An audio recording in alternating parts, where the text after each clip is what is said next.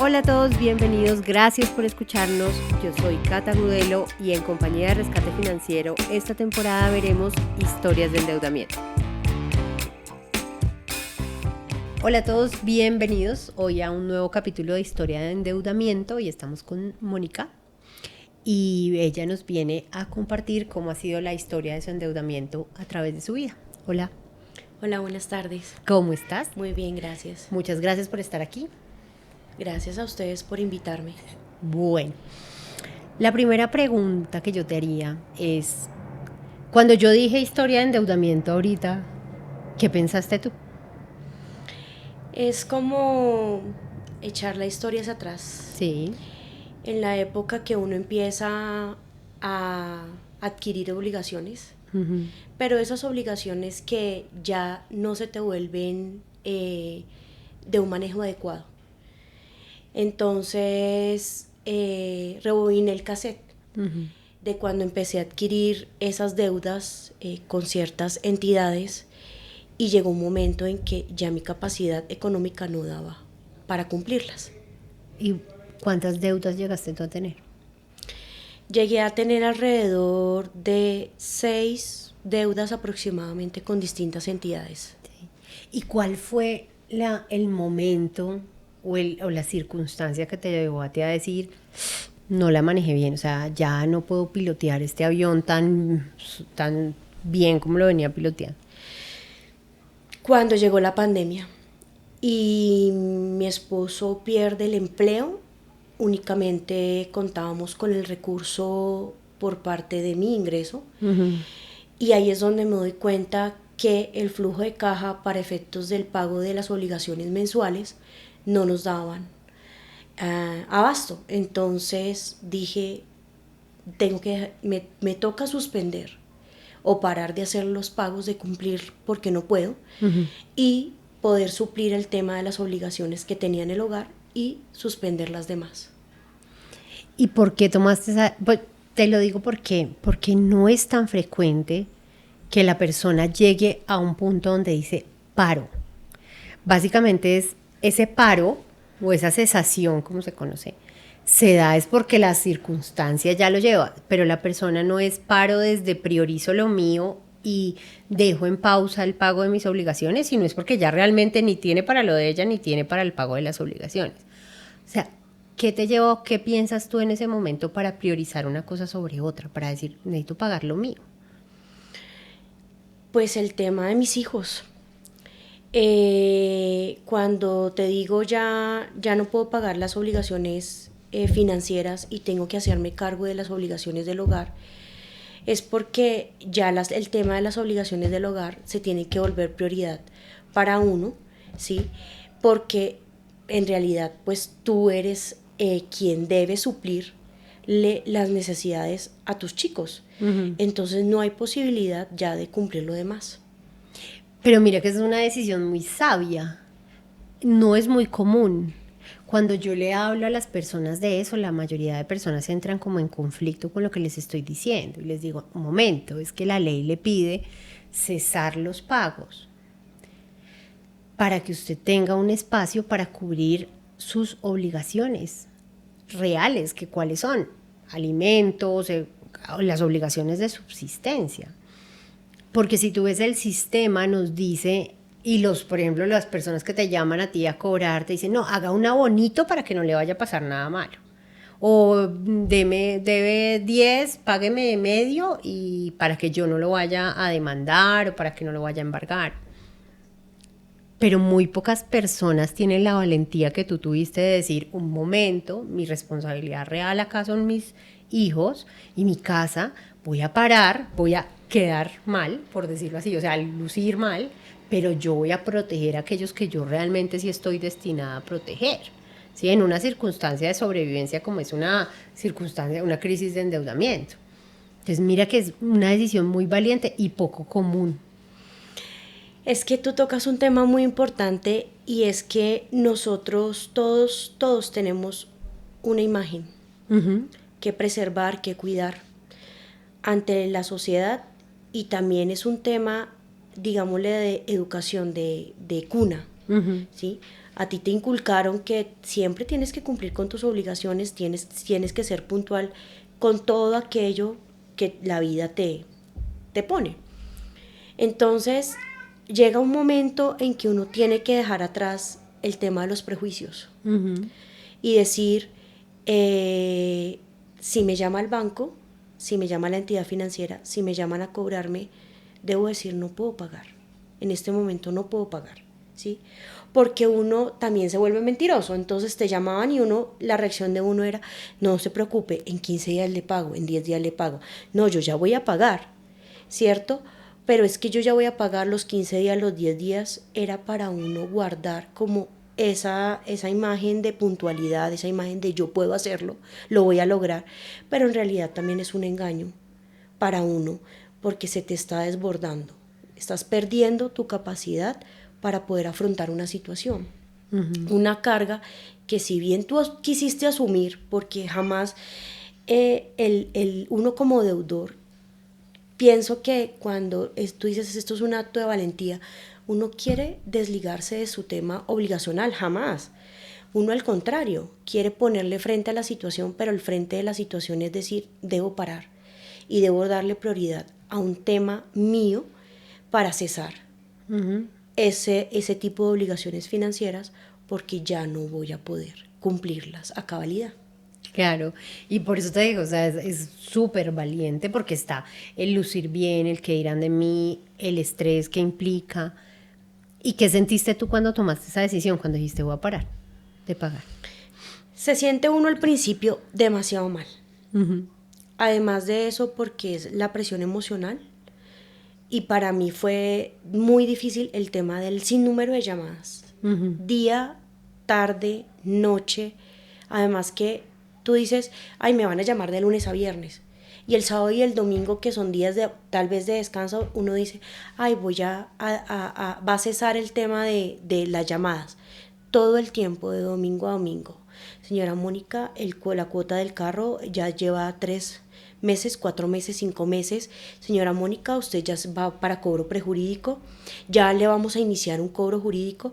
Y cuando tú dejas de contestar la llamada del desconocido, viene el mensaje de texto, viene el correo electrónico, vienen un sinnúmero de canales de comunicación que uno obviamente pues no puede matizar, tú no puedes esconderlo porque tú diste la información, fuiste transparente para adquirir esa obligación y diste tu información.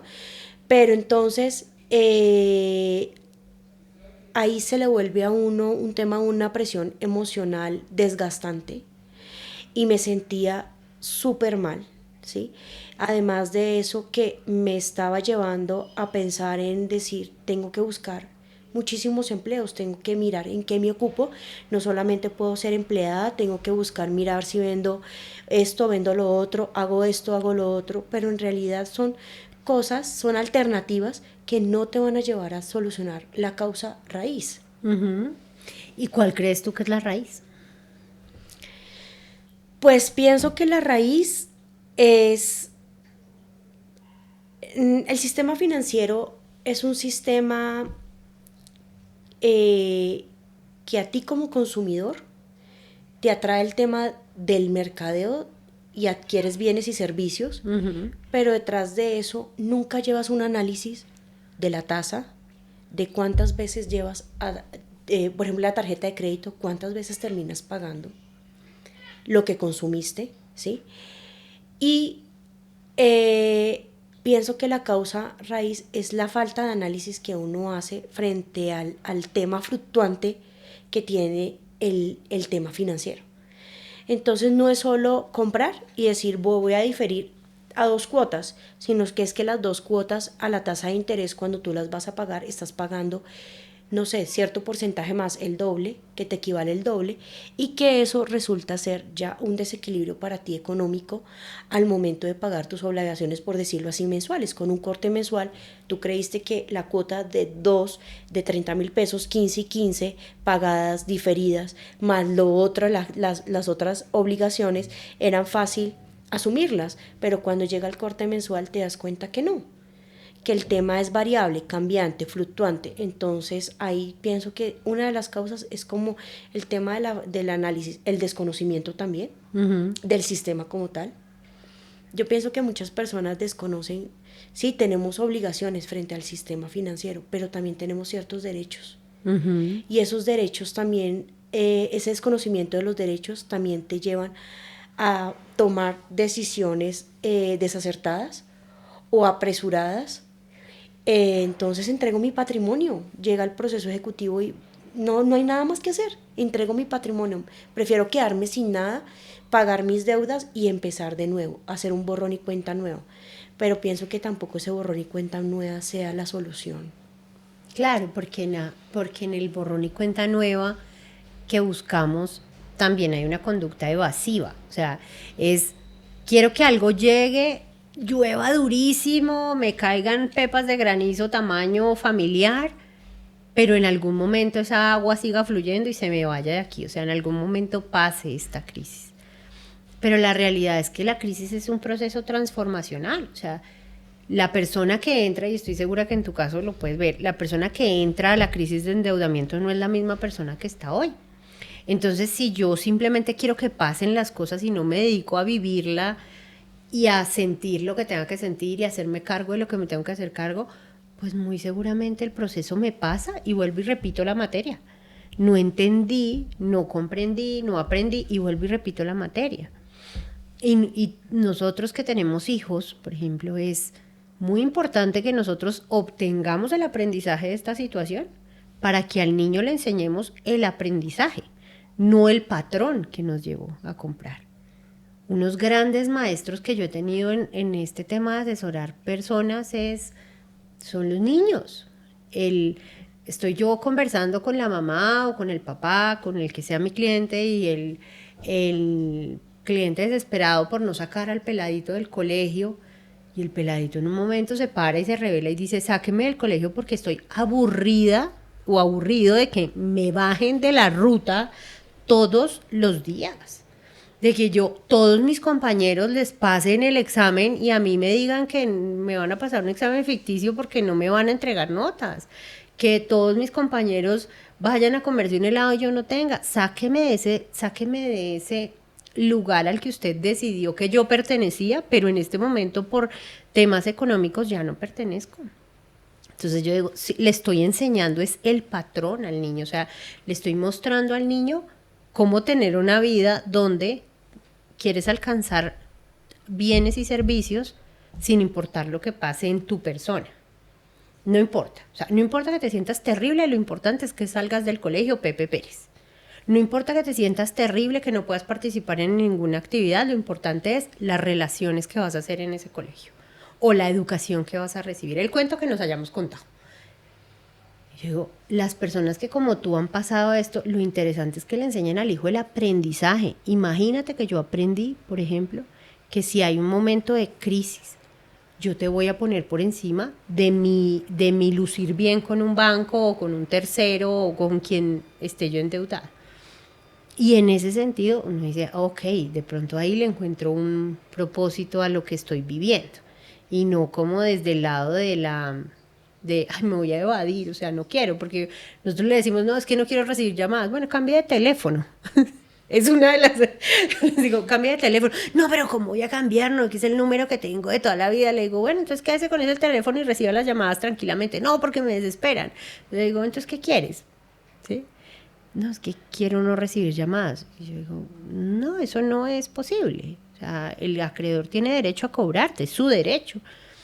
Que tiene unos parámetros, que no se puede pasar de ciertas horas, que no te puede insultar, ni maltratar, ni decir, que no puede llamar a ciertas personas que incluiste en el formulario como referencia, sino como deudores solidarios, ni codeudores. Eso es otra cosa, pero que te va a llamar, te va a llamar. Entonces uno dice, ahí es, quiero hacer esto, quiero obtener la solución, pero no quiero pasar por el proceso. No quiero que me llamen, no quiero que nadie se dé cuenta de lo que estoy pasando.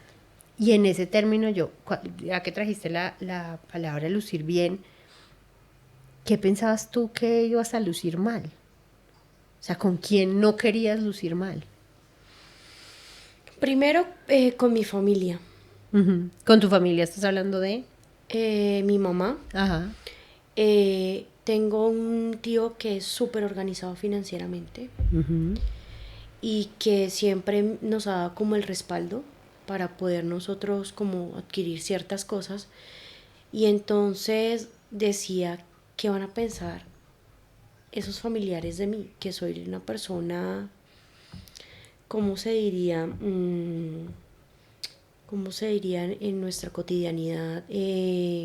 Sinvergüenza, no sé qué palabra utilizar, eh, por no querer cumplir con esas obligaciones. Entonces, primero, no quería mal a la familia. Cuando supe el proceso ejecutivo, dije miércoles, cuando llegue la primera citación, el primer La aviso notificación, ¿no? de notificación de embargo, ¿qué van a pensar mis compañeros de trabajo? Uh-huh. Van a decir que soy una persona sinvergüenza, la más impuntual del mundo. Eso le pasa por no haber tenido una organización financiera, ¿sí? Y uno piensa que van a decir, que van a pensar, mi imagen se va a ver deteriorada, ya no me van a ver de la misma manera, con la misma responsabilidad que asumo mis obligaciones a nivel familiar, a nivel laboral. Van a decir, esa persona no tiene una muy buena imagen crediticia y eso va a impactar en sus relaciones sociales, en sus relaciones interpersonales. Pero vuelvo a lo anterior, o sea, el tema de la presión, el tema de no puedo, el realmente uno cuestionarse y decir, no puedo asumir las cargas que tengo financieras y dejar a un lado, perdón, el tema de qué van a decir de mí, es Uh-huh. muy importante en este proceso. Porque si se tratara del tema solamente de lo que hablan de ti, de lo que piensan de ti, pues ahí se quedaría, ahí nos quedaríamos todos Uh-huh. en la vida y no podríamos sobrepasar un montón de dificultades que se nos presentan, no solamente en el tema financiero, sino en muchas situaciones de la vida cotidiana que sean, si no puedo hacer un reclamo entonces a nadie, porque ¿qué van a pensar de mí? Que Mónica no es una persona tranquila, que es una persona que se exaspera con mucha facilidad si me hace un reclamo. Entonces es dejar de un lado el que van a pensar de mí y empezar a pensar qué puedo hacer yo por mis por mi tema de organizarme financieramente. Sí, sí, sí. Es organizarse uno financieramente y decir hasta dónde puedo asumir y qué voy a Uh-huh. asumir. Y Sí. por eso pasa uno al plano de ustedes de tomar este proceso con rescate financiero y decir, si lo quiero abordar con ustedes porque ya no puedo asumirlo solo. Claro, y ahí hay una cosa súper bonita y es, llega un punto donde donde yo por lo menos en mis procesos me he dado cuenta que no es qué van a pensar de mí, sino qué estoy yo pensando de mí, qué historia me estoy contando de mí mismo o de mí misma. Que, por ejemplo, mi construcción personal, o sea, lo que yo he hecho que los demás piensen y lo que yo pienso de mí, puede venir cualquiera a darle una patada porque cometí un error o porque estoy pasando por una situación difícil o por lo que sea. Entonces es, ¿qué pienso yo de mí mismo? ¿Qué permito yo pensar? No, usted es una porquería porque usted como queda mal, usted es un desgraciado, mañoso, pues las palabras más horribles que a uno le ocurren. Entonces uno dice, y en ese proceso de revisar es, venga, ¿yo por qué me trato así? ¿Por qué yo? Porque los de afuera terminan siendo el reflejo de eso. Nos llevamos sorpresas buenas, pensamos que hay gente que iba a ser muy comprensiva, que de pronto no lo es tanto, perdón, malas, y nos llevamos sorpresas buenas donde encontramos a veces comprensión y compasión en caras que no nos no esperábamos.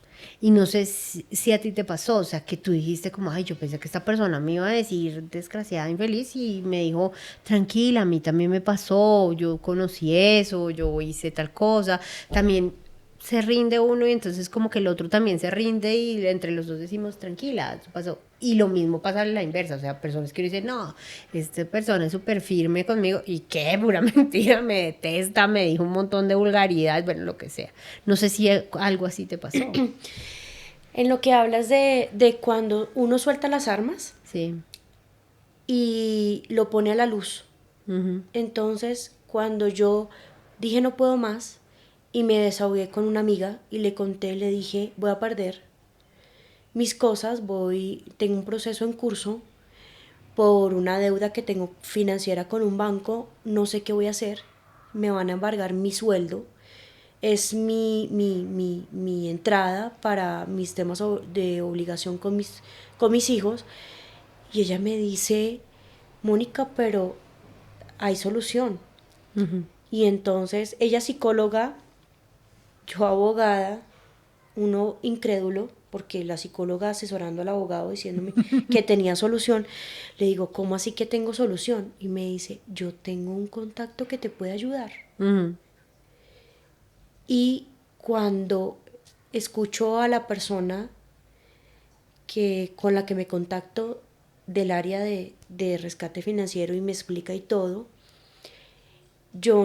para mí, esa persona, esa amiga que me pudo guiar, a mí me devolvió la tranquilidad Uh-huh. dentro de esa situación que uno piensa no voy a poder salir a flote.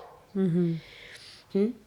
Entonces, puede suceder lo que tú dices, o la crítica, o te critican, te pueden criticar, pero en mi caso, lo que yo logré fue que la persona a la que le conté fuera solidaria conmigo. Claro.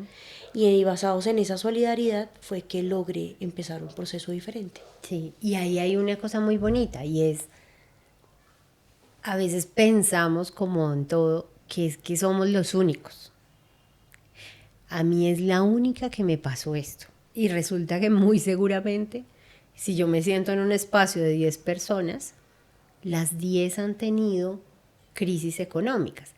No crisis entendida como que todos vamos a una insolvencia, o pero como la economía es fluctuante, yo puedo tener hoy una muy buena estabilidad, mañana ya no tanto y pasado mañana recuperarla.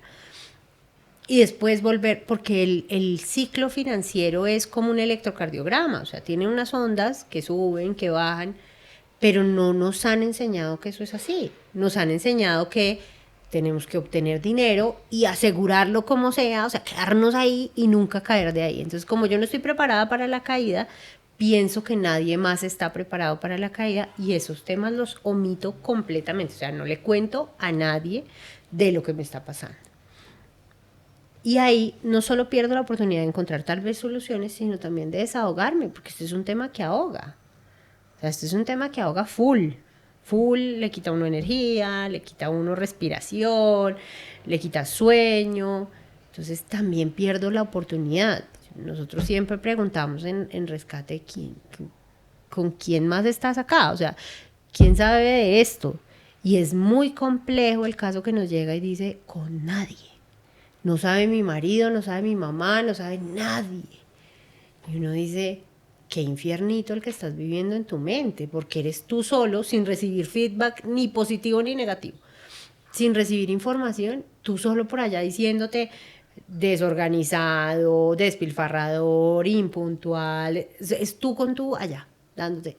Y el hablar, sobre todo para las mujeres, para nosotras es muy importante. Hablamos y ¡pum! Descargamos. Perdemos kilos apenas hablamos. O sea, cada vez que yo estoy hablando estoy perdiendo peso. Entonces uno dice, oh, ya no, o sea, ya, esta vieja no me dijo, no fue el dedo que me apuntó, sino fue la mano que me jaló y me dijo, venga para acá. Y puede venir, sí, psicóloga, no sé qué, nosotros decimos en rescate nuestros principales impulsadores del negocio son nuestros propios clientes, porque ellos cuentan su experiencia, o sea, cuentan lo que les pasó o cuentan lo que le pasó al hermano o al amigo que estuvieron ahí. Entonces, en ese caso es muy, muy interesante. Bueno, y ahí, bueno, te acogiste a insolvencia y ¿qué pasó? Y cuando empiezo el proceso de insolvencia, a mí lo que me afanaba era paralizar el tema del proceso ejecutivo. Y cuando empiezo el acercamiento, entonces las asesorías, para mí al principio como que yo quería que fuera el tema a una velocidad, ¿sí? Ujú. Pero el tema de la cercanía, la asesoría, la tranquilidad que le dan a uno, dicen, esto tiene un paso a paso, esto se hace con unos tiempos, con unos documentos, envía esto, danos esta información, ¿sí? Entonces uno empieza a entender, ¿sí? Que ustedes son los expertos que saben cómo manejar cada una de las situaciones muy puntuales, ¿sí? Y en qué momento abordarlas y tramitarlas. Ujú. Entonces ahí es cuando yo empiezo a tener mayor tranquilidad, entrego la información, ya se lleva el curso ante la instancia de arbitraje y pues para mí lo más importante ha sido esa tranquilidad que he podido obtener. Ujú. Los bancos no dejan de llamar. Sí, ¿no? Sí. Pues tienen call centers. O sea, yo le digo a la gente, es que no, tienen ¿usted por qué cree que el banco contrata un call center? Pues porque quiere llamar a toda hora. Si el banco tuviera la capacidad operativa de hacerlo directamente, pues bueno, pero el banco contrata un call center es porque quiere llamar a toda hora. Y en este proceso la que cambia es la persona. Entonces, la respuesta, estoy en esto, no me hacen caso. Usted siga diciendo lo mismo porque no está diciendo mentiras, está diciendo la verdad. Me acogí a insolvencia, la ley me impide, por fuera de mi acuerdo o lo que sea, pagar, ¿sí? Y con todo eso yo sé que tú has tenido una experiencia negativa con un acreedor. ¿Qué es lo que ha pasado en ese caso de un acreedor? Yo adquirí una obligación con una cooperativa. Uh-huh. Y ellos se hicieron parte dentro de los acreedores, dentro del proceso como acreedor. Firmaron el acuerdo, uh-huh. ¿Sí? Y ellos tienen tienen una libranza atada a la nómina. Y se negaron al levantamiento de la libranza. ¿Y qué ha pasado con eso? A raíz de que ellos no levantan la libranza, pues yo no puedo hacer los pagos a los demás acreedores, uh-huh. Porque es una suma bastante importante dentro del pago mensual que yo obtengo para pagarle a los demás. Entonces se quedó. Ahí estás, o sea, ahí estás. Entonces, y ahí es muy importante entender que no soy el único actor de este proceso. Están mis abogados que están pataleando y seguramente nosotros hemos hecho muchas acciones para que eso deje de ser así. Que tú ya estás tranquila porque tienes tu proceso ejecutivo suspendido, es decir, el juzgado hizo lo que le correspondía dentro del proceso, pero existen y sobre todo, y esto es un aprendizaje muy importante, el endeudamiento con entidades que no cumplen las normatividades, sobre todo cierto tipo de cooperativas, es muy complejo. Son las que más te persiguen para pagar, para endeudarte. Son las que te mandan y no sé qué, y te descuento por la nómina y solo mírame, te parpadea 2 veces y te desembolso el crédito y todo es muy rápido y todo es muy fácil. Pero así como ellos no son muy exigentes a la hora de prestar, tampoco son muy exigentes a la hora de cumplir los compromisos que ellos tienen. Entonces encontramos cosas como esa, ¿sí? Y es súper importante entender que cuando nos acogemos a la insolvencia, no soy el único actor de esta novela, no soy el único personaje de esta novela. Entonces es muy importante de verdad asesorarse con alguien que me brinde la tranquilidad para decir, ok, no nos está saliendo la cosa tal cual como la montamos, pero estamos haciendo esto y aquello. ¿Sí? O sea, estamos moviéndonos, ¿sí? Porque pasa en los procesos, y tú eres abogada, los abogados no nos contratan por el resultado, nos contratan por el medio. Sí. Haz todo lo que esté en tus manos para que esto funcione. Pero pues el resultado depende de otros factores. Bueno, y en tu casa, con tus hijos y tu esposo, ¿Qué ha pasado con este tema? Pues o sea, como el proceso se encuentra quieto, Suspendido, ajá. suspendido, entonces, pues lo que te digo, la tranquilidad ha llevado pues que podamos tener un tema económico estable, que podamos cumplir con las obligaciones que tenemos en el hogar con nuestros hijos de una manera adecuada, ¿sí? Entonces, pues ha fluido, ¿sí? ¿Tú crees, o sea, hoy en día, tú crees que lo que necesitabas era calma? O sea, lo que necesitabas era poder descansar un poquito para poder retomar. Sí, sí necesitaba tranquilidad porque estaba agobiada, estaba súper... todos los días pensaba cómo voy a pagar. ¿Y qué fue lo que más loco que se te ocurrió en ese sentido? Pues la verdad, yo trabajo en oficina de 8 de la mañana a 5 de la tarde y dije voy a conseguirme un trabajo de mesera En la noche. en un bar, sí. Eso fue lo más... Sí, eso fue lo... en otro momento también pensé voy a hacer sándwich, voy a vender sándwich. Y o mecato, decía voy a vender mecato, voy a ponerme a vender productos de revistas, sí. Pero uno hace un análisis, ¿no? Y dices, y vas a recibir tanto en promedio y eso te va a ayudar a empezar a hacer un ahorro. Pero ese ahorro no te va a poder ayudar a solventar en el tiempo que va corriendo el cronómetro de unos intereses de que te están cobrando todo el tiempo. Mientras que tú reúnes ese capital, han sucedido muchísimas situaciones a nivel de esos créditos que tú tienes con las entidades financieras, porque ellas no se van a quedar quietas esperando a que tú ahorres con tus otros trabajos o con tus otras alternativas que buscaste para poder cumplir esas obligaciones. Sí. Entonces, por eso, la opción del proceso de insolvencia y la opción de haber tomado a rescate financiero es el poderse dar uno la tranquilidad de asumir otra alternativa en la vida de uno para el cumplimiento de esas obligaciones financieras, para poder decir, hacer un alto. Es decir, hasta aquí pude llegar yo y ahora esta es la alternativa legal que me brinda la posibilidad de paralizar.